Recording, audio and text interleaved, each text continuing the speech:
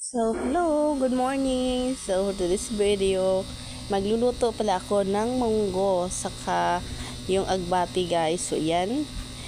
Naghihimay ako ng agbati. So, dito pala sa amin, guys, mura lang yung mga ganyan. Tatlo, 20 yung bugkos niya. So, yan.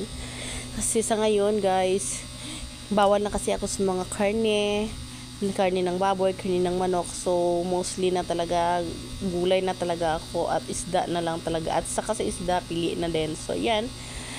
Ganyan na yung lifestyle ko sa ngayon, guys. Magbago na talaga ng lifestyle kasi para hindi pa huli ang lahat. So, yan. So, habang hinimay-himay ko, guys, na ko talaga. So, yan. Nag-ano din ako ng kamote. Yan na yung gawin kong pinaka-rice ko. So, nagugas ako. So, habang naghihimay ako ng gulay, guys, naisip ko talaga, mas importante talaga yung healthy ka. So, yan. Kasi, mahirap talaga magpapagamot, guys. So, yan. Pero sa ngayon, sa pinagdadaanan ko, guys, kayang-kaya naman. Alam ko naman kayang-kaya ko to. So, yan.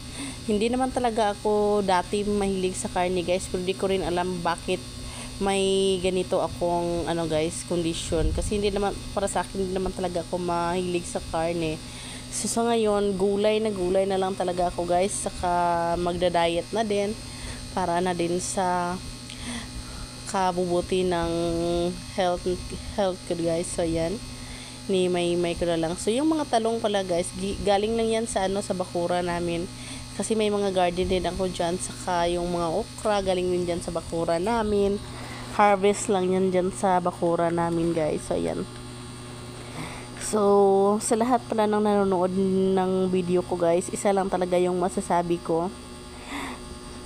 Kahit ano man yung pinagdadaanan nyo sa buhay, wag talaga kayong mag-isip ng negatibo, guys. Lagi lang talagang positive, guys. Kasi sa akin, by next video siguro, guys, i-share ko na sa inyo kung ano yung pinagdadaanan ko last